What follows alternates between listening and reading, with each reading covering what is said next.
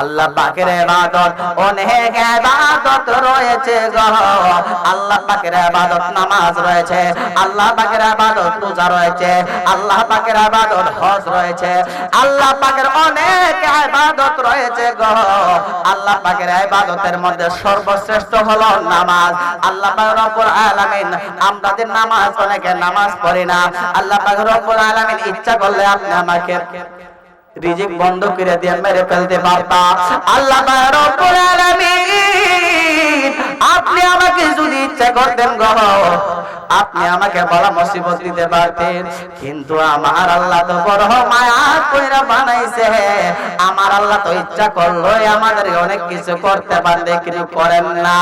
হে আমার যুবক ভাইরা রে, ও মুরব্বিয়ানে কেরাম, আপনারা এখনো যারা বাড়ি ঘরের মধ্যে বসে রয়েছেন, ও যুবক ভাইরা, তোমার পায়ে ধরে কথা বলে দিয়ে যায়, আপনি এই জায়গার মধ্যে জান্নাতের বাগানের মধ্যে কোনো আসেন নাই, আপনার কি জানের একটু ভয় নাই? দুনিয়ার মালিকের কাছে যদি আমরা যাই, দুনিয়ার মালিকের কাছে যদি আমরা কাজ করে, আমরা যদি কাজটা যদি একটু না করে আমাদের বেতনটা কাইটা ফালায়, তোমার জানের মধ্যে কি রবের একটু ভয় নাই? আজকে এই জায়গার মধ্যে রবের আলোচনা হবে, এই জায়গার মধ্যে নবীর আলোচনা হবে, এই জায়গার মধ্যে ওলি আল্লাহর আলোচনা হবে গো। আপনি আমার কি একটু ভয় করে না? আপনি আমার আল্লাহ পাক রব্বুল আলামিন ইচ্ছা করলে আল্লাহ পাক নিঃশ্বাসটা বন্ধ করে দিয়ে আমাদেরকে মেরে ফেলতে পারতা। কারণ আমার আল্লাহ বলে দিয়েছেন, আইনা মা তাকুনু ইউদরিকুমুল মাউত ওয়ালাউ কুনতুম ফি বুরুজিম মুশাইয়াদা।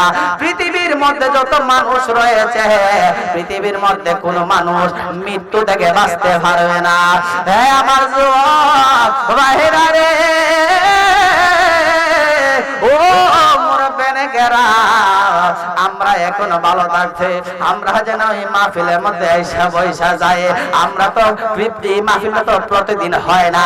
এমনও মানুষ আছে গত বছর এই মাহফিলটা পেয়েছিল, কিন্তু আজকে তারা এই মাহফিলটা পায় নাই। আপনি আমার মতো অনেক মানুষ আছে রে, গত বছরও এই মাহফিলের মধ্যে উপস্থিত ছিল, আজকে ওই মানুষটা চির এতিম হইয়া অন্ধকার কবর দেশে শাহিদ। ইচ্ছা করলে ওই মানুষটা কিন্তু এই মাহফিলের মধ্যে আইসা বসতে পারে না, এই মানুষটা ইচ্ছা করেও আসতে পারে না। আল্লাহ পাক রব্বুল আলামিন, আপনি আমাকে তৌফিক দিয়েছেন, আল্লাহ পাক রব্বুল আলামিন, আপনি আমাকে তৌফিক দিয়েছেন এই মাহফিলে আসার জন্য। কথা কোন ঠিক না ঠিক? আল্লাহ পাক রব্বুল আলামিন, আপনি আমাকে সুযোগ দিয়েছেন, তৌফিক দিয়েছেন। আল্লাহ পাক রব্বুল আলামিন আমাদেরকেও মেরে ফেলতে পারতেন, কিন্তু দয়া করে মায়া করে তৌফিক দিয়েছেন। আসেন না রে বাবা, আমরা সকলে এই মাহফিলের মধ্যে এসে বসে যাই। আমার যুবক ভাইরা রে, ও মুরব্বিয়ানে কেরাম, আপনি আমি তো এই দুনিয়া থেকে চলে যাব, আপনি আমি তো একদিন দুনিয়া থেকে চলে যাব। আল্লাহ পাক রব্বুল আলামিন আমাদেরকে নামাজের জন্য 5 ওয়াক্ত মসজিদের মধ্যে রাখেন। আমার আল্লাহ 5 ওয়াক্ত মসজিদের মধ্যে রাখেন। হ্যাঁ আমার যুবক ভাইরা রে, আমরা মসজিদের মধ্যে আযান শুনি কিন্তু মসজিদে যাই না। আমরা মসজিদের মধ্যে 5 ওয়াক্ত আযান শুনি কিন্তু আমরা মসজিদের মধ্যে যেতে পারি না। কারণটা কি? অনেকে বলে আমরা সময় পাই না, অনেকে বলে আমরা কাজ করি, আবার অনেকে কি বলে, অনেকে বলে আমার আজকে ভালো লাগতেছে না, আমার আজকে অসুস্থ ভাব, আমি আজকে ওই মসজিদের মধ্যে যাইতে পারবো না। এবার আপনাদের কাছে আমার একটা প্রশ্ন, মুরব্বি বুঝছেন না কথাটা? আপনি আমার কাছে একটা প্রশ্ন, একটা ডাকের কথা রয়েছে, নিঃশ্বাসের কোনো বিশ্বাস নাই, নিঃশ্বাসের কোনো বিশ্বাস নাই। যদি এই কথাটা যদি সত্য হয়ে থাকে, তাহলে এই মাহফিলটা কেন কোনো কালি রয়েছে? কথা কোন ঠিক না বেটি? তাহলে এই কোন কেন এই মাহফিলটা কালি রয়েছে? আপনি কি ভাবেন? অনেকে ভাবে মাহফিলের মধ্যে পড়ে যাব, প্রধান অতিথি আসলে আসবো। আমি বলবো আপনি সফল নাই, অনেকে বলি কণ্ঠস্বর বক্তা হলেই মাহফিলের মধ্যে আসবো। আমি বলি আপনি সম্মিলিত হতে পারেন নাই। অনেক মাহফিল, অনেক মানুষ মনে করে ভালো কোন আলেম আসলে মাহফিলের মধ্যে বসবো। আমি বলবো ভাই, আপনি এই মাহফিলে আসা আপনার জন্য সফল হয় নাই। একটা কথা মাথায় রাখেন, যদি কোন জায়গার মধ্যে যদি জান্নাতের বাগানের কোন আয়োজন হয়ে গো, যে কোন জায়গার মধ্যে যদি আল্লাহ তাআলা শান বলা হয়, নবীর শান বলা হয়, ওলি আল্লাহর শান বলা হয়, মা বাবার খেদমতের কথা বলা হয়, কোন ইমানদার ব্যক্তি আশেপাশে বসে থাকতে পারে না, তারা জান্নাতের বাগানের মধ্যে এসে বসে যায়। আওয়াজ করে বলুন না কথাটা ঠিক না বেটি? হ্যাঁ আমার যুবক ভাইরা, ও মুরব্বিয়ানে কেরাম, আপনার দাড়িগুলা কি পাইকা গেছে? আপনার বয়স কি অনেক বৃদ্ধ হয়ে গেছে? একটা কথা মাথায় রাখেন, আপনি একদিন তরুণ ছিলেন, যুবক ছিলেন, আপনি একদিন অনেক কাজ করতে পারতেন, আপনিও অনেক কাজ করতে পারতেন গো, কিন্তু আমার আল্লাহ আপনার বৃদ্ধ বানাই দিয়া বুঝাই দিয়েছেন আপনার হায়াত শেষ। আপনি এখন রাস্তাঘাটে, আপনি এখন বাড়িতে বসে চা খান কিভাবে? আল্লাহ পাক রব্বুল আলামিন আপনার বাড়িতে মুরব্বি বানাইছে মনে করেন না। আল্লাহ পাক রব্বুল আলামিন আপনার সম্মান দিয়েছে। আল্লাহ পাক রব্বুল আলামিন আপনার দাড়িগুলা পাকাই দিয়ে আপনার ইঙ্গিত দিয়ে ফেলছে, ঠিক কিনা?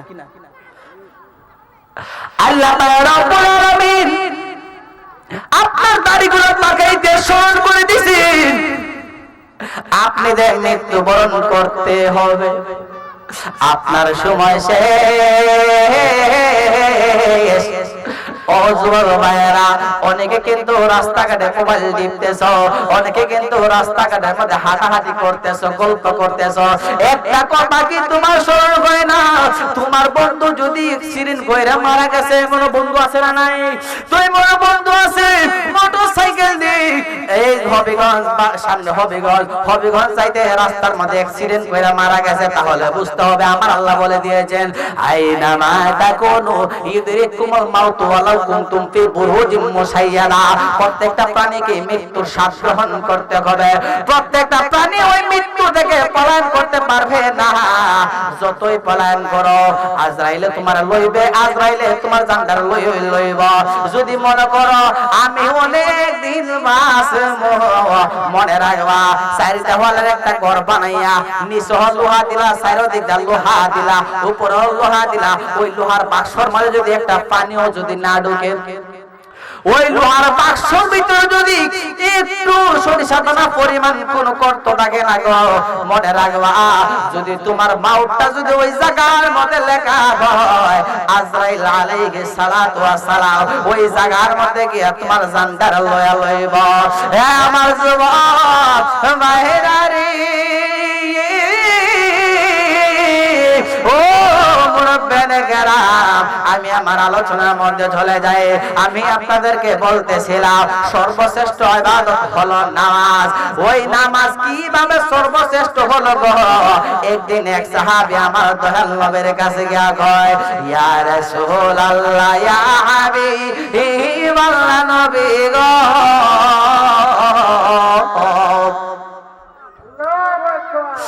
আল্লাহ ওই সাহাবী আমার নবীর দরবারে ইয়া রাসূলুল্লাহ নবী গো,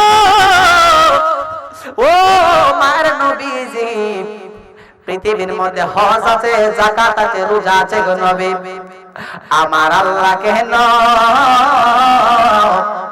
ওই নামাজকে কেন সর্বোত্তম বানাইলেন? আমার নবী ডাক দিয়ে কয়, সাহাবীরা রে,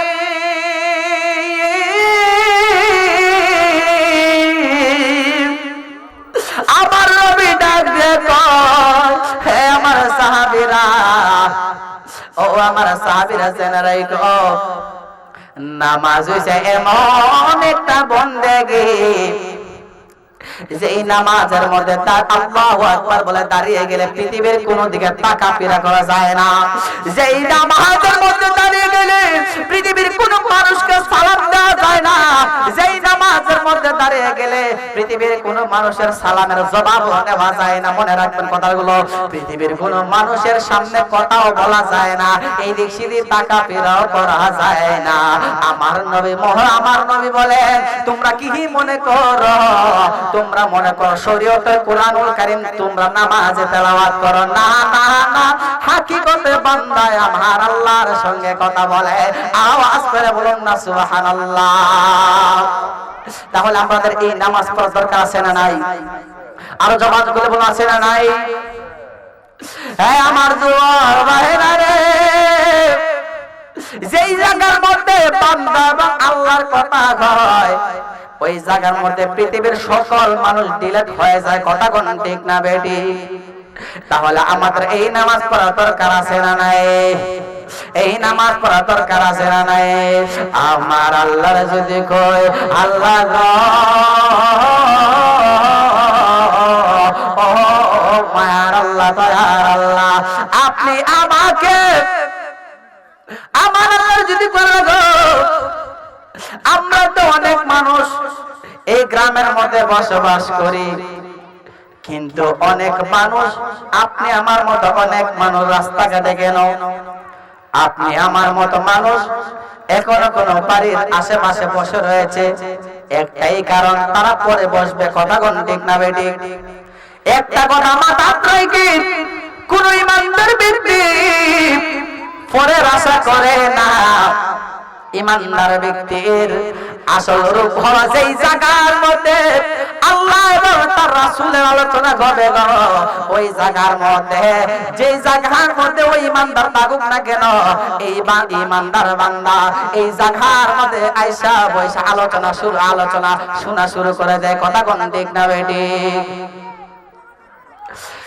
সম্মানিত হাজিরিন, আমার সময় অনেক অল্প, আমার উস্তাদেরা এই জায়গার মধ্যে আলোচনা করবেন, আপনারা শুনবেন তো? আমার উস্তাদেরা এই জায়গার মধ্যে আলোচনা করবেন, আমি কি আলোচনা করব? আমি বেশিক্ষণ সময় নেব না, আমি আপনাদের মঞ্চে সর্বোচ্চ 15 থেকে 20 মিনিট আলোচনা করার জন্য এসেছি। বেশি কথা বলা বাড়াইব না, আপনাদেরকে নিয়ে কিছুক্ষণ গজল গেয়ে মাইকটা ছেড়ে দিব। আপনারা রাজি আছেন? রাজি আছেন?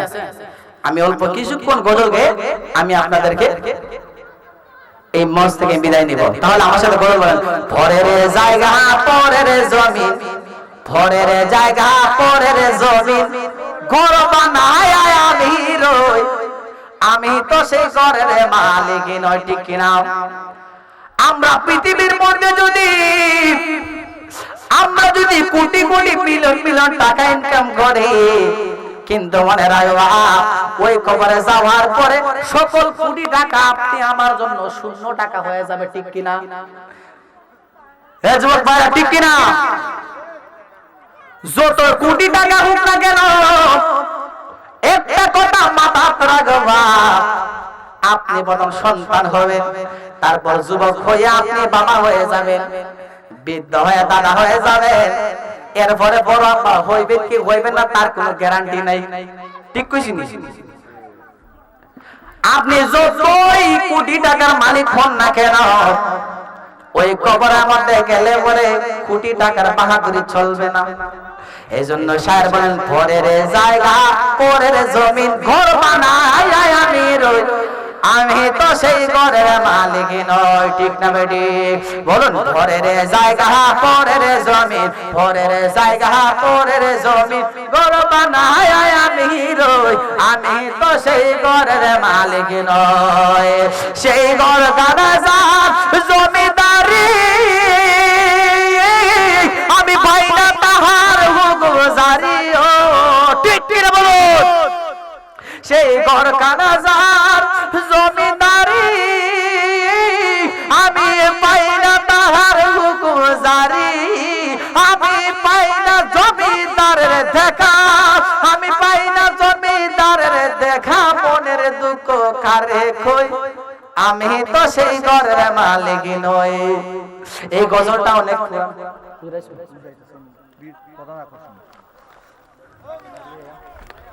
আপনাদের এই মাহফিলের ফলে না রে দুঃখ 12 মাস, ঠিক কিনা বলুন?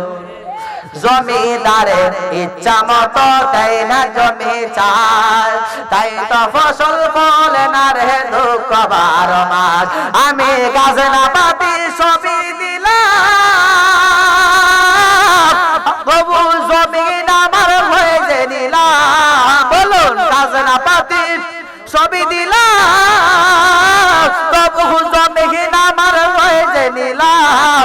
আমি চলি যে তার মন জুগায়া, চলি যে তার মন জুগায়া, দাঁতে হিলাই মিলে না সবাই।